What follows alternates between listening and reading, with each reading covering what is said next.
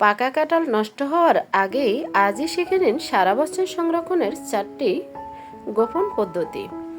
এই টিপস জানলে আর কখনোই পাকা কাঁঠাল ফেলবেন না, বরং ঘরে বসেই করতে পারেন লাভের বিজনেস। সাথে আছে পাকা কাঁঠালের রস দিয়ে মজাদার ফুলুরি পিঠা তৈরি করার একদম নতুন রেসিপি। ভিডিওটি শেষ পর্যন্ত দেখুন। কোন পদ্ধতিতে 1 বছর পর্যন্ত টেস্ট ঠিক থাকে সেটাই দেখাবো আজকের ভিডিওটি ভালো লাগলে একটি লাইক, কমেন্ট, শেয়ার করতে ভুলবেন না। হ্যালো এভরিওয়ান, আসসালামু আলাইকুম, welcome back to my channel. আপনারা সবাই কেমন আছেন? আশা করি যে যেখানে আছেন অনেক অনেক ভালো আছেন এবং সুস্থ আছেন। কথা না বাড়িয়ে চলে যাচ্ছি মূল ভিডিওতে। এখানে আমি মিডিয়াম সাইজের একটি কাঁঠাল নিয়েছি। কাঁঠালটা একদম রসে ভরা টয়টুম্বুর ছিল।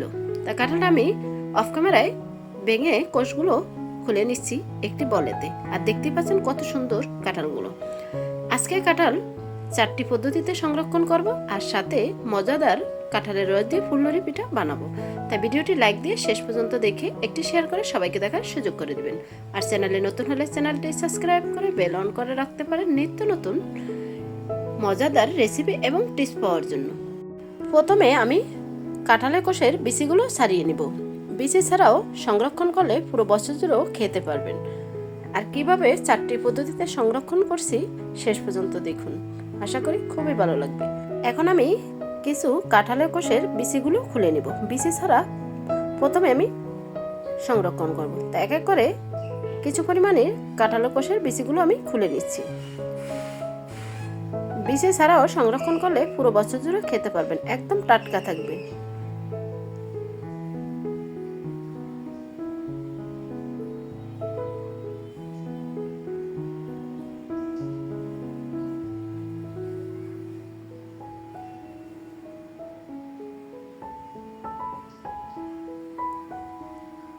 এখন এক এক করে খুলে নিচ্ছি আমি।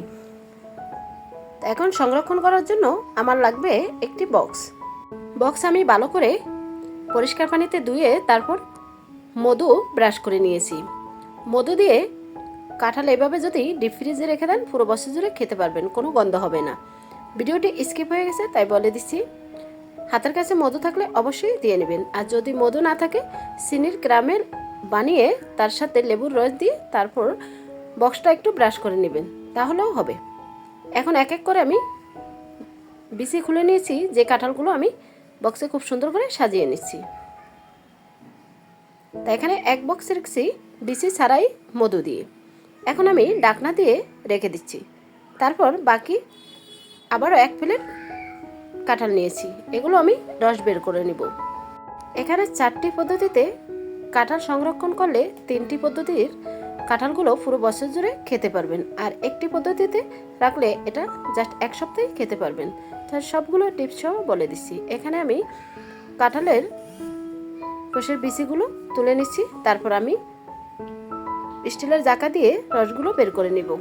ব্লেন্ডারের কোনো প্রয়োজন নেই। যাদের হাতের কাছে ব্লেন্ডার নাই তারা এইভাবে কাঁঠালের রসগুলো বের করে নিতে পারেন। খুব সুন্দরভাবে রসটা একদম বের হয়ে যাবে, একদম পিওর, কোনো পানি লাগবে না। তাই আমি হাত দিয়ে কষলিয়ে কাঁঠালের রস বের করে নিছি। আর এখান থেকে কিছুটা রস আমি প্রয়োজন করব, আর কিছু রস দিয়ে খুবই মজাদার ফুলুরি পিঠা বানাবো। তাই ভিডিওটি শেষ পর্যন্ত দেখুন।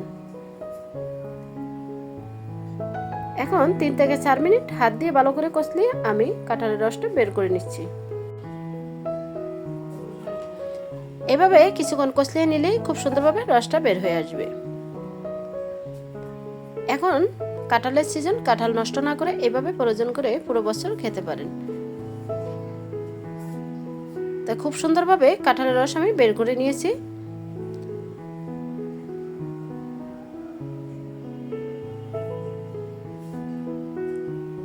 দেখতেই পাচ্ছেন ঘনত্বটা একদম পারফেক্ট, কারণ এখানে পানি ছাড়াই হাত দিয়ে কষলিয়েই রসটা বের করে নিয়েছি। এখন এখান থেকে কিছুটা রস আমি একটি বক্সে প্রয়োজন করব, বাকি রস দিয়ে খুবই মজাদার ফুলুরি পিঠা বানাবো।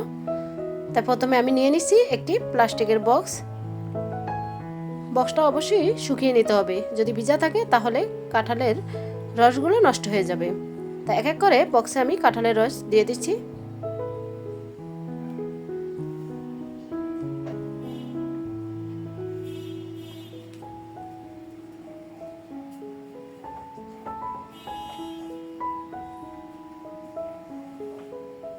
পুরো 1 বক্স ভরে নিয়েছি।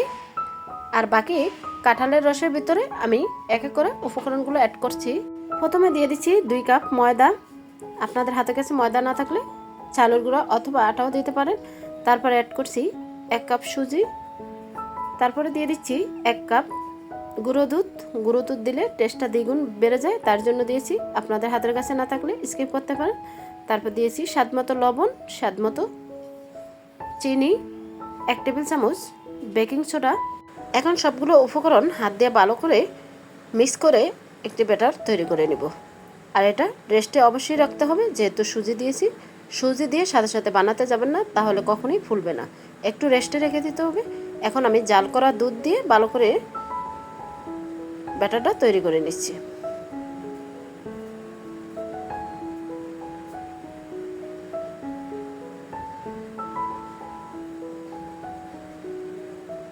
খুব সুন্দরভাবে ব্যাটারটা তৈরি করে নিতে হবে, একদম স্মুথলি। এখন আমি দিয়ে দিচ্ছি নারকেল দিয়ে আবারও কিছুক্ষণ মিক্স করে তারপর রেস্টে রেখে দিয়ে বাকি 2টি পদ্ধতিতে কিভাবে কাঁঠাল সংরক্ষণ করবে চলে যাচ্ছি। এখন লাগবে আমার একটি কাঁচের জার। কাঁচের জারে আমি এক এক করে কাঁঠালের বিচি খুলে এবং কোয়াগুলো রেখে দিব। এখানে বিচি সহ রাখা যাবে না, যেহেতু এগুলো ডিপ ফ্রিজে রাখবো, তাই বিচি সহ কখনোই রাখতে যাবেন না। বিচি সহ রাখতে হলে নর্মাল ফ্রিজে রাখবেন, সেটা 1 সপ্তাহের মধ্যেই খেয়ে ফেলতে হবে। এখন আমি এক এক করে দিয়ে দিচ্ছি কাঁচের জারের ভিতরে কাঁঠালগুলো। এখন এখানে আমি ঢাকনা দিয়ে রেখে দিব ডিপ ফ্রিজে। এটা পুরো বছর জুড়ে খেতে পারবেন, কোনো গন্ধ হবে না, কিছুই হবে না। খাওয়ার 30 মিনিট আগে নামিয়ে নেবেন। তাই 3টি পদ্ধতিতে দেখানো শেষ হয়ে গেল। এখন আমি আরেকটি পদ্ধতিতে দেখাবো, সেটা নর্মাল ফ্রিজে রেখে খেতে হবে। এটা কাঁঠালের বিচি সহই বক্স করে আমি নর্মাল ফ্রিজে রেখে দেব। এখানে বিচি খোলার কোনো প্রয়োজন নাই, যেহেতু নর্মাল ফ্রিজে রাখবো। তাই আমি আবারও একটি বক্স নিয়ে নিচ্ছি। বক্সে আমি এক এক করে সবগুলো কাঁঠাল দিয়ে দিচ্ছি। আশা করি 4টি পদ্ধতিতে কাঁঠাল সংরক্ষণ আপনাদের কাছে খুবই ভালো লেগেছে। তাই ভিডিওটি শেষ পর্যন্ত দেখার জন্য সবাইকে অসংখ্য ধন্যবাদ।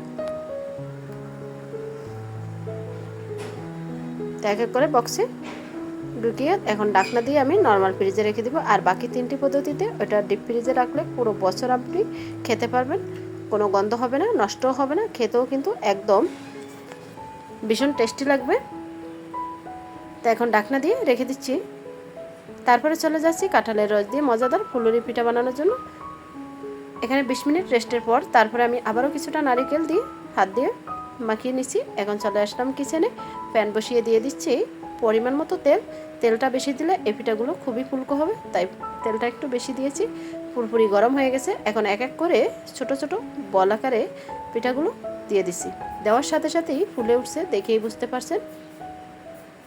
আর এই পিঠাগুলো যখনই বানাবেন তখনই একটু তেল বেশি দেবেন, তাহলে পিঠাগুলো খুবই ফুলকো হবে আর খেতেও ভীষণ টেস্টি হবে। আর এই পিঠাগুলো গরম গরম খেতে যতটা মজা, তার থেকে বেশি মজা যদি আপনি বানিয়ে ঠান্ডা করে খেতে পারেন। কারণ আমার কাছে ভীষণ ভালো লাগে, তাই বলছি আপনারাও ট্রাই করে দেখতে পারেন। এখন পিঠাগুলো ফুটে গেছে। এখন এক এক করে চামচ দিয়ে আমি পিঠাগুলো উল্টিয়ে বেজে নেব। ভিডিওটি ভালো লাগলে একটি শেয়ার করে সবাইকে দেখার সুযোগ করে দিবেন। আর চ্যানেলে নতুন হলে চ্যানেলটি সাবস্ক্রাইব করে বেল অন করে রাখতে পারেন নিত্য নতুন সাধারণ জিনিস দিয়ে অসাধারণ টিপস এবং রেসিপি পাওয়ার জন্য। পিঠাগুলো ব্রাউন কালার হওয়া অবধি আমি বেজে নেব।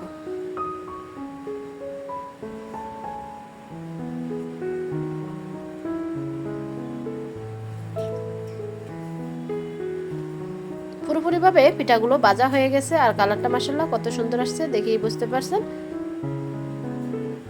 এখন আমি তেল জড়িয়ে একটা প্লেটে তুলে নিয়েছি। প্রথমে প্লেটে আমি টিস্যু দিয়ে নিয়েছি, বাড়তি তেলটা যাতে টিস্যুতে চুষে নেয় তার জন্য। একই প্রসেসে আমি সবগুলো পিঠা বানিয়ে নিয়েছি। এখন একটি ভেঙে দেখিয়ে দিচ্ছি কতটা ফুলকো এবং মজাদার হয়েছে।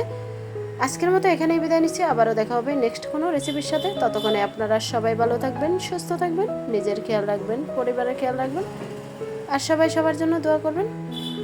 আসসালামু আলাইকুম রহমতুল্লাহি ওয়া বারাকাতুহু। আল্লাহ হাফিজ।